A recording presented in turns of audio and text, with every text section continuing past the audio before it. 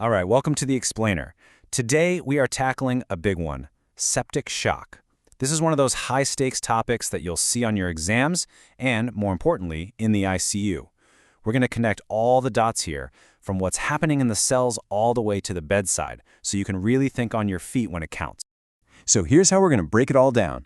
We'll start with the definition, then get into the nitty-gritty of the pathophysiology. We'll look at what you'll see in your patient, what you need to do immediately, and then talk about ongoing care. And of course, we'll wrap it all up with a focus on clinical judgment for your exams. Ready? Let's get into it. Okay, first things first, we have to nail down a rock-solid definition. Seriously, you've got to know this inside and out because everything you do for your patient is based on understanding exactly what you're up against. So what are we really talking about with septic shock? Well, it's not just sepsis. It's a very specific, dangerous combination of three things. First, you've got persistent low blood pressure, hypotension, that just won't come up even after you've pumped them full of fluids. This is the part that means you have to start vasopressors to get their mean arterial pressure, their MAP, up to at least 65. The second piece of the puzzle is a serum lactate level greater than 2, and that's a huge red flag telling you that their cells are literally starving for oxygen. It's that combo, the stubborn low blood pressure and the high lactate, that officially puts a patient into septic shock. You know, it helps to think of this whole thing as a downward slope. It might start with something as simple as a UTI, a localized infection. But if the body's response to that infection goes haywire and becomes systemic, that's when you have sepsis. The critical tipping point, the moment they fall off the cliff into septic shock, is when their blood pressure tanks and refuses to come back up, even after you've flooded them with IV fluids. That's what refractory hypotension means, and that's the game changer. So the big question is, why does the body just completely crash like this? It's not really the infection itself that's the direct problem. It's the body's own defense system going into complete catastrophic overdrive. Let's dive into the pathophysiology to see exactly how this chain reaction of failure gets started. Okay, so picture this. You've got a bad guy, a pathogen like bacteria, releasing these toxins into the blood. The body's immune system sees this and just freaks out. It sounds a massive alarm and unleashes this overwhelming flood of inflammatory chemicals called cytokines. You've probably heard the term cytokine storm. That's exactly what this is. But instead of a smart, targeted attack on the bad guys, this storm causes total chaos throughout the entire body. All the blood vessels just relax and get super wide. That's vasodilation, and the tiny capillaries start leaking fluid everywhere. And what does all that lead to? Complete hemodynamic chaos. So because all the vessels are wide open, the pressure inside them drops like a rock. That's a huge drop in what we call systemic vascular resistance, or SVR. Think of it as the resistance the heart has to push against, and suddenly there's almost none. Meanwhile, those leaky capillaries are letting fluid pour out of the blood vessels and into the surrounding tissues. That's third spacing, and it's why these patients get so puffy. As if that's not bad enough, tiny little clots can start forming in the smallest vessels, blocking off blood flow completely. All of this together means the cells can't get oxygen, so they switch to a desperate backup plan, anaerobic metabolism. And the waste product of that process, you guessed it, lactic acid. So who do we really need to watch out for? Who's most at risk for this kind of devastating response?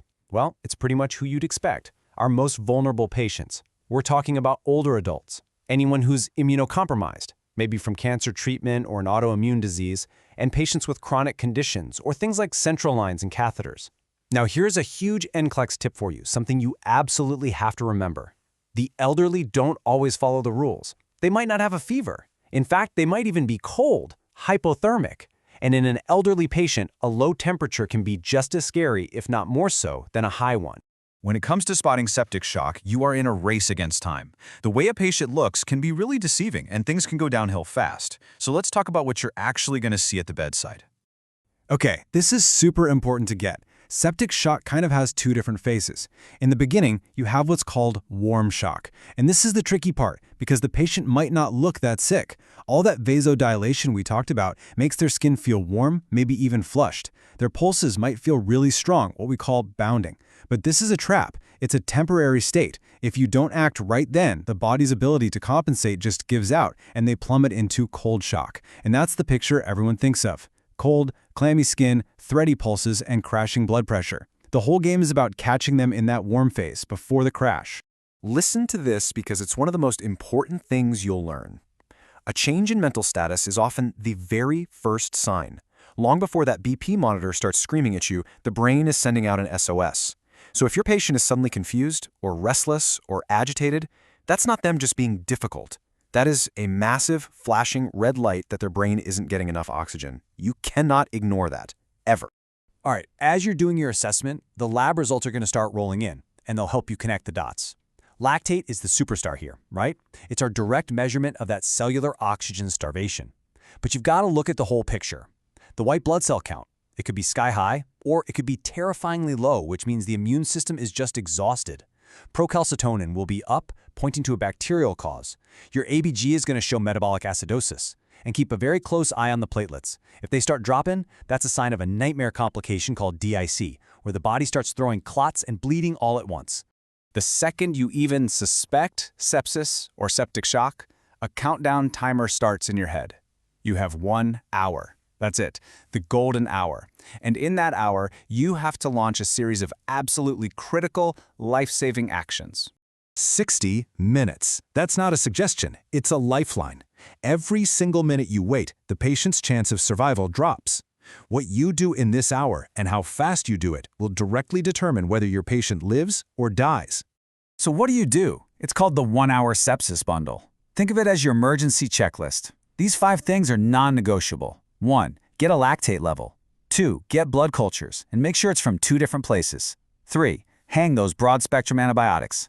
4. Start slamming in fluids, 30 milliliters per kilogram of crystalloid, to fill up those leaky, dilated pipes. And 5. If the fluids aren't enough, start vasopressors to get that MAP up above 65. Now listen up, because this is pure NCLEX gold, and it's life or death in the real world. The order of those steps matters. You have to get the blood for the cultures before you give the first dose of antibiotics. Why? Because the antibiotics will mess up the culture results. But, and this is a big but, you do not wait for the culture results to come back. That takes days. You draw the blood, you send it to the lab, and you immediately spike that bag and start the antibiotics. Cultures first, then antibiotics right away. Don't mix that up. Okay, so you made it through the first hour. That's a massive win. But the war is not over. Not by a long shot. This patient is still on a knife's edge, and they need constant, intensive care to keep them from crashing again. Let's talk about what happens next. So remember that fluid bolus we gave? If that's not enough to get the MAP up to 65, it's time to bring in the big guns, vasopressors. Our go-to, our first choice, is norepinephrine levo. It's a powerful vasoconstrictor. It literally squeezes the blood vessels to drive that blood pressure back up. If that's still not enough, we might add a second drug like vasopressin. Now here's a huge safety point. These drugs are vesicants. That means if they leak out of the vein, they can destroy the surrounding tissue. So they absolutely must go through a central line, no exceptions. As the nurse, you are the command center at the bedside. Your role here is everything. You're constantly watching the ABCs: airway, breathing, circulation.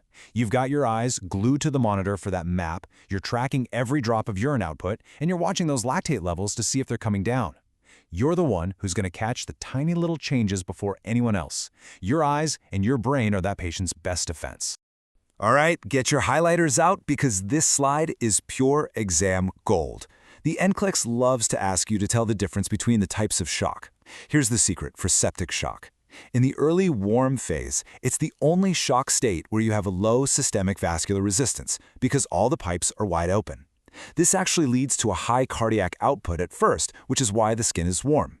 All the other major types of shock, like cardiogenic or hypovolemic, do the exact opposite. The body clamps down hard, so you get high SVR and cold, clammy skin from the get-go. Know that difference. Okay, let's pull all these pieces together and really sharpen our focus for exam day. Because it's not enough to just memorize all this stuff, right? You have to be able to use it to make smart, fast decisions. If you remember nothing else, burn these points into your brain. These are the rules to live by. You see low blood pressure plus a high lactate, your brain should scream septic shock. The order of operations is always fluids first, then pressors if needed. Your magic number for the MAP is 65 or higher. And your best friend for checking if your interventions are working is urine output. If the kidneys are happy in making urine, that means the organs are getting blood. Simple as that. All right, let's put you in the hot seat. Time for a quick clinical judgment scenario. You have a 78-year-old patient, just out of surgery. They're confused, their heart rate is 120, temp is 101.5. You gave them a fluid bolus, but their BP is still stubbornly low at 88/50. You've done the right things so far. You got cultures, you started antibiotics. The lactate is high. So, what is your number one priority action right now?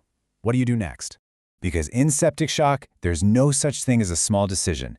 Every move you make counts. Your ability to see the signs, to understand what's happening inside the body, and to act fast, that is the only thing standing between your patient and total organ failure. You are the most critical part of this equation. And that's why knowing this stuff cold isn't just about passing a test. It's about saving a life.